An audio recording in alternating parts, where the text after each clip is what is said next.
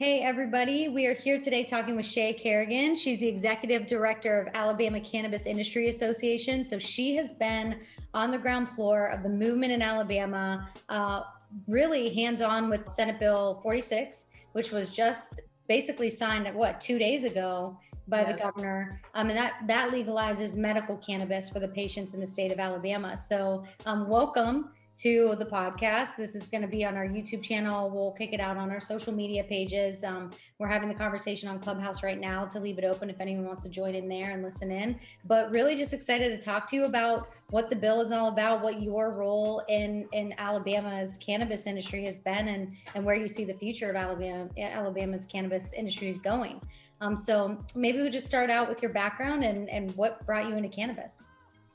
Well, I want to thank you for having me. We'll see, I've sat through, anyone that knows Alabama, they know that when you hear the word Alabama and marijuana in about the same sentence, it really gets your attention.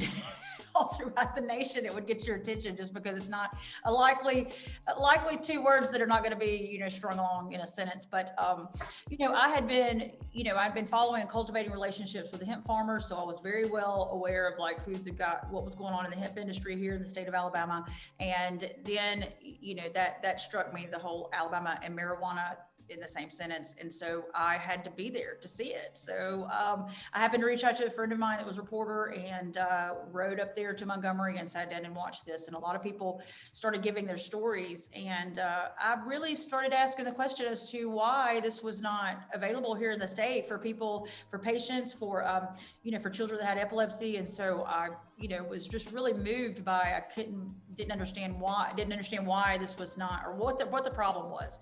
And so I went to see the top lobbying firms of the state in Montgomery, and I was like, so what are you guys going to do about it? And I realized that when you start asking questions like, what are you going to do about it? You really need to be standing in front of a mirror, because whoever you're staring at, that's the person that's going to be doing something about it, because they told me nothing. They're not doing anything about it, because it's not, it would really interfere with a lot of their clients. And I understood where they were coming from. And, it just really bothered me enough to where I kept hearing my child's voice in my head saying, "Mommy, do something." And so I just couldn't get away from it. And, here we are. Alabama has a medical marijuana bill that has been signed by the governor. So, that's got to blow anybody away. Mississippi came back last week, and, where they've invalidated their voter initiative. And, and we've had, our governor, she signed it, she signed it without any problems. So we didn't Wow. That was surprising, because it seems to be a bipartisan effort. It was introduced by a Republican. The governor's a Republican. And you usually don't see that in the cannabis industry, or at least the stereotype is Republicans are anti-cannabis or conservatives, I should say, and then liberals are more pro-cannabis. But I think what it's signaling to me is it's becoming a bipartisan issue. It's becoming something that everyone's seeing. Adult use can be debated. Medical cannabis, I don't see how it can be at this point.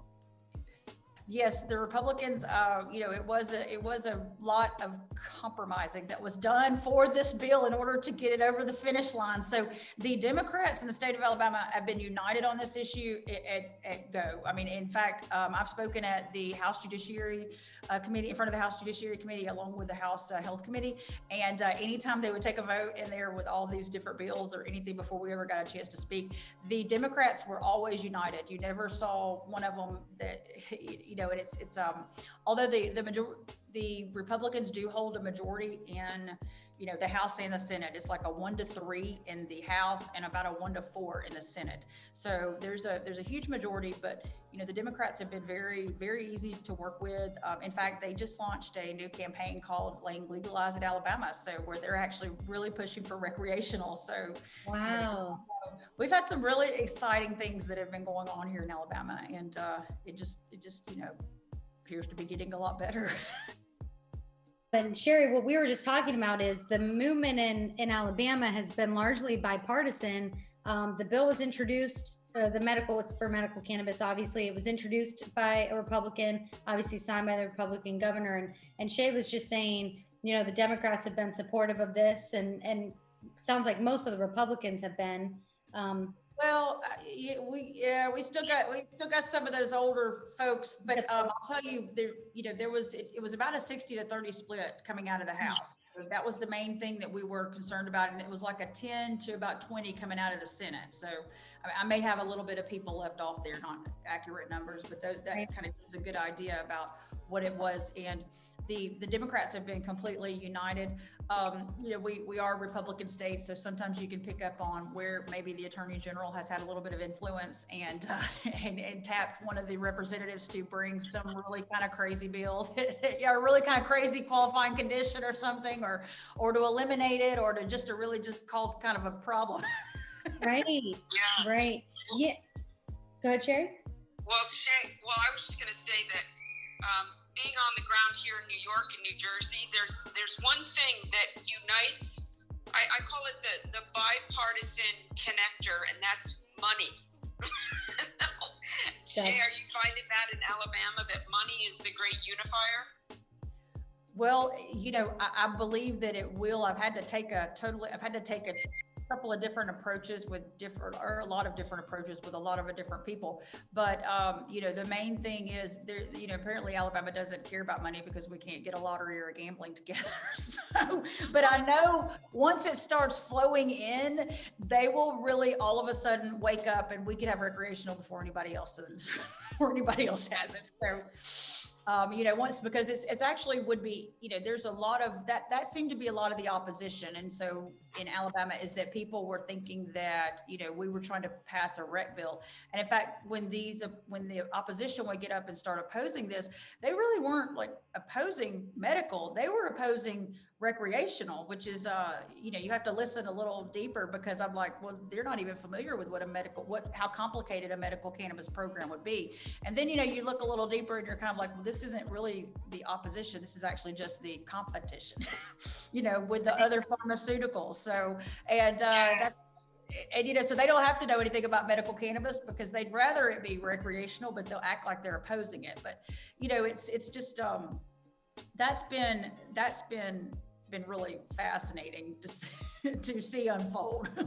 Yeah, it's insane the interest you see come out in some of these groups. I remember when it was the big issue was CBD, and then you look deeper and you see the government ties to CBD and the patents that they hold, and they're leasing that out to big pharmaceutical companies, while everyone else didn't. Nobody had access to it. And you look at it and you think, it is insane. It is a plant that has been made illegal. And then for whatever government interest happened at whatever time throughout history, each of those times that it was made legal and then illegal, and hemp, was incentivized and then taken off the market and all of those things.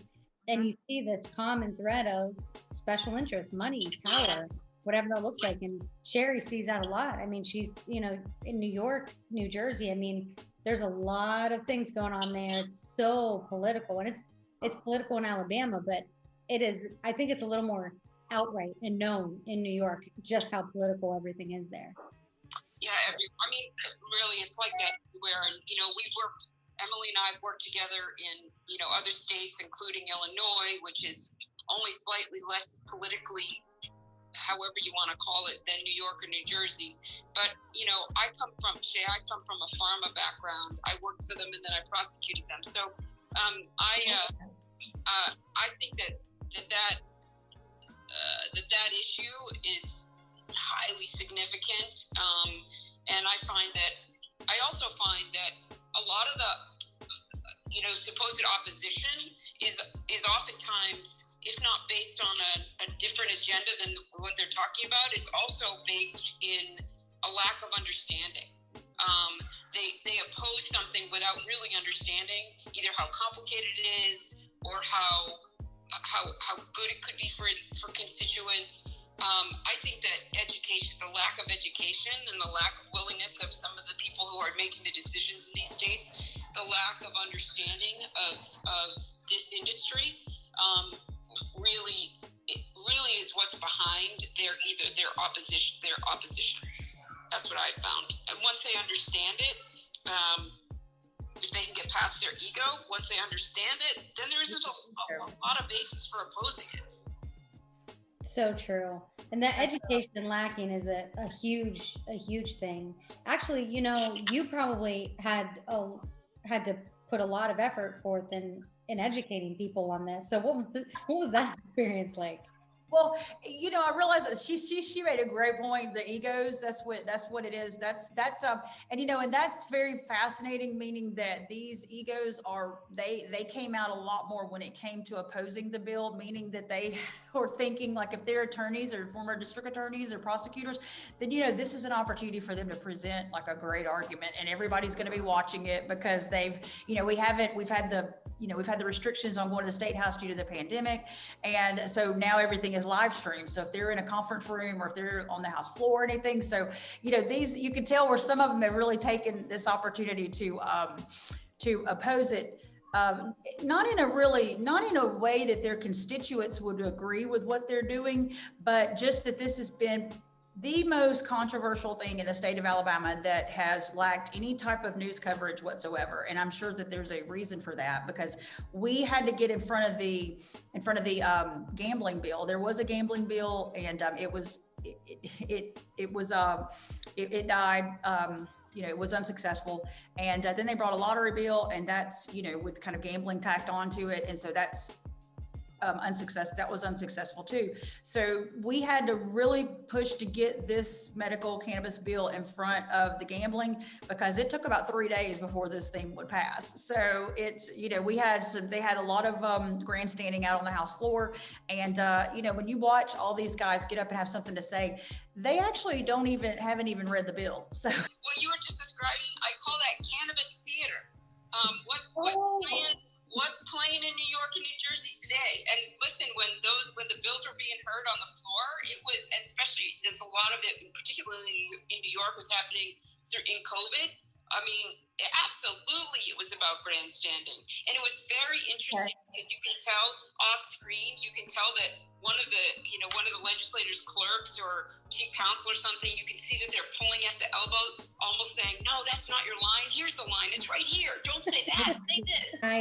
I was reading through the bill, and when they're talking about the types of products that are permitted under the medical program, and they made sure to say the edibles cannot be sugar coated, because God forbid it tastes good or looks good at all. It has to look like medicine. It cannot be sugar coated.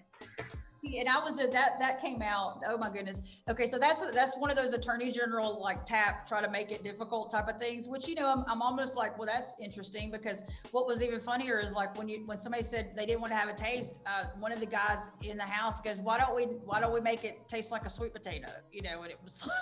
You know what I mean? I'm like, well, oh God, that'd be a terrible thing. But, you know, there's sweet potato growers that are all throughout the state. And I'm like, so anyway, I called one of them and I was like, hey, like, how do they get a sweet potato? You know, but I do think that was funny, but that was something that was added that was an amendment that was added in front of the health committee. And so. Yeah, they usually have those types of restrictions around. Obviously, it can't be geared towards children. You don't want colors and flavors shaped like gummy bears, shaped like gummy worms, things like that. Which you'll see out in the states out west, those types of things. But even though it's largely looked down upon because nobody wants kids to have access to this. But in my opinion, sometimes kids are taking medical cannabis if they've got epilepsy or something, and you don't want them to hate it. And even as an adult, like I want to enjoy what I'm taking in. So that's why I like the taste of Pepto-Bismol. That's why they make it bubblegum flavor, even for adults. So, well, you can make gummies in the shape of broccoli, and I'm sure the kids won't eat that. But all kidding aside, as a packaging and labeling and a safety person, I mean, that's my lens, that's my framework. I do think it's important that that the regulations do deter unauthorized or inappropriate access and use. That said, I think, Emily, you bring up a really good point that we also don't want to perpetuate baseless fears and stigmas. So to me, I just try to strike a balance between giving people, the appropriate people, access to safe products, and do that in a way that doesn't perpetuate baseless stigmas or other fears associated with the product. Yeah, it's a great point. And I think a lot of that has to do with Sherry's expertise is she's got a lot of areas of expertise, but one of hers is, and we use her with client work, is packaging and labeling. And you can have you can have sugar-coated gummies or edibles, but put it in a package with a label and design that's not kid friendly. It's not. Don't put it with balloons and bears. Exactly. And I feel like you could still make it taste good, but it was just one of those things that I noticed that kind of stood out. And I was like, man, they just want to make clear. It's like this, they're going to feel good about themselves that they can say, well, at least we made sure it wasn't sugar coated. And it just, again, it points to this lack of education. There's so many things to be concerned about, like the safe cultivation of cannabis. There we go. That's exactly, you're exactly right, because that's exactly one of the things, the sugar coating and all of that is really kind of that's really a weigh-in product. We do have provisions in there for packaging and, making sure that it's not attractive to children.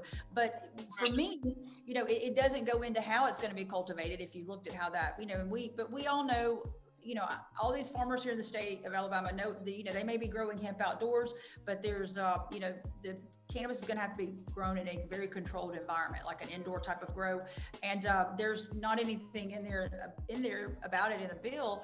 But again, I was like, if they don't know it, that's okay. If we're going to focus on candy coated gummy bears or whatever, let's do that, get the bill passed, because the people that are going to be growing it here in the state of Alabama, they're aware that it's not going to be able to be grown outdoors. I mean, and they've had about 3 years of growing hemp, and with that, they've, these guys are ready. There's some guys are prepared, to take it to the next level and start growing medical cannabis. And, but it is interesting, because that's one thing I've liked about sitting and watching and listening to what these guys say, because I'm very fascinated with how the opposition is, or what they're really opposing, because, I'm wondering if it actually is truly what they believe, and they feel, if they feel like, hey, like, I'm trying to see if it's actually a true concern, because, I'm interested in a true concern, or if it's just a possible problem or a hurdle, or, just maybe trying to disrupt the natural order of things that's going on, or just try to, but what I've found is that a lot of times people that are standing up against this, I mean, somebody's told them what to oppose, and there's a reason behind it. And, you may have seen too that right in that same meeting with the gummies and the packaging and so on, is there was one of the ladies was wanting to, a lady representative that she actually knows better. She's a pretty good woman. I think she was just, somebody had approached her about bringing this amendment about removing PMS and menopause and fibromyalgia as the qualifying illnesses. They actually had PTSD on there too. And so it was a very targeted hit towards women and towards veterans. And so with, if there was a compromise there, I would definitely just go ahead and, because even the guys were saying if it's for chronic pain, you can have fibromyalgia or what have you, and say you've got chronic pain. And I'm like, that's not even an argument worth arguing about, because if we can get this over the finish line, not any of this is really going to matter right now. Right. So going through that, it's the biggest hurdle. Go ahead, Sherry. Yeah, sorry. My theory on that, I think it's more than a theory. When there's pushback on something like PTSD and fibromyalgia, which represent significant multi-billion-dollar markets for the pharma industry, to me, that's because the pharma industry does not want marijuana cutting in on their profits. Because, I mean, PTSD and fibromyalgia, but let's just even stick with PTSD. Even if we narrow that even further, PTSD for veterans, that is such a massive market that is owned right now by multiple pharmaceutical companies. That to me is the basis for any sort of pushback. It's a false basis, but that would be the reason for any sort of pushback, because the numbers just support absolutely those becoming qualifying conditions. Just the sheer numbers, if you look at it from a public health perspective. But if you look at it from a competitor perspective, and maybe, you know, a particular legislator not wanting to poke the pharmaceutical bear might come down hard on that. That might be the basis for their opposition. Make sense? Yeah, absolutely. And you know, you think about neighboring states and their movement to support veterans, like Georgia, and Joshua Luttrell comes to mind, and he runs veterans. You know him? I know who he is. Yes. Yeah, fantastic guy, and he has done such a large push for veteran support through cannabis. He's been doing it for a couple of years. And so for these representatives to actually put themselves out there the way that they have had to have been compensated for it. And, you know, in some form, shape, or fashion, meaning it be a promotion to some degree, or, you know, what have you, because, you know, these are just really two targeted, I don't see anybody going out on a limb for fibromyalgia unless, because they know that it's something that would treat women. But to look a little deeper into that, it actually really makes sense as to why she did. And I guess I'm you know, I can't say much about it. Right. It's a great point. And I think, but to your point, your goal was to get this over the finish line. And once you make that big, that's the hardest step. That first step, now you've opened the doors to now allow greater access for more patients. More patients can sign on. Once the state sees the tax revenue, it's an easier conversation to have to increase the types of ailments that are permitted to be on that list. So, I mean, you did, and I mean, the effort that you put forth to get this thing through is enormous. I don't think that can be overstated enough. I mean, that is a massive haul to do something like you did. Well, I didn't have, there wasn't any, this has really just been something that is really a passion that I followed. And, you know, there's so many different things you start uncovering to where you're like, you know, you just see that it's not even the direct, like things are never as though they seem is been interesting. And those qualifying illnesses, I mean, of course, you know, we're looking at starting from the ground up and having to create an entire infrastructure on how to manage this program. And so qualifying illnesses would be something that would actually, you know, that's something that's going to pass away, because my belief is that, you know, you've got a patient and a doctor relationship, and, you know, your doctor is going to know what you need. The state of Alabama tops the charts. We are first in a couple of things. I mean, we're first in like the veteran suicide, and we're also first in the opioid overdose, along with being, I don't know if we're first in having more prescriptions written for opioids than we do population of the state, but we've got over like 4.9 million people here in the state of Alabama, and we write over 5.2, or, you know, or the amount of prescriptions that are written for opioids are about 5.2 million. And so I find that, so that was one of the things when I started getting a little more, you know, when I started really like educating myself as to what was going on in the state, because I was like, this is just, you know, it didn't make any sense why we couldn't use it, you know. And I went through the history and, you know, saw like what all had happened back in reefer madness, and so to speak. It's like I kind of was like, well, Alabama can't sit here and act all righteous about this, about marijuana, because there's, you know, we don't really have a history of being fair to the people that live here in the state. So, you know, and that's something that, you know, I just really couldn't sit back and accept that argument. I get a lot of calls. It probably happened about 4 weeks ago where I got a call from a mother who had a child that he was on hospice, her child was on hospice, and this child was about to pass away and die. So this mother gave her child THC, and the child came off of hospice and lived about another year and a half. The child did end up passing away, and you know, and I heard that, and it's giving me chills right now, but I heard that this was from a friend of the mother. And I said, she needs to talk to her representative and tell her representative that story. I said, she's going to be the only one that can tell her representative that story and him be moved by this. Well, she said she's not going to do it because she fears prosecution. And she, you know, doesn't want anybody to think that she, you know, that she gave this to her child and she can be, you know, just She could be harmed. And see, so, and actually, the thing is, I completely understood that, on every level, because, she possibly could. It's the way that the state of Alabama is.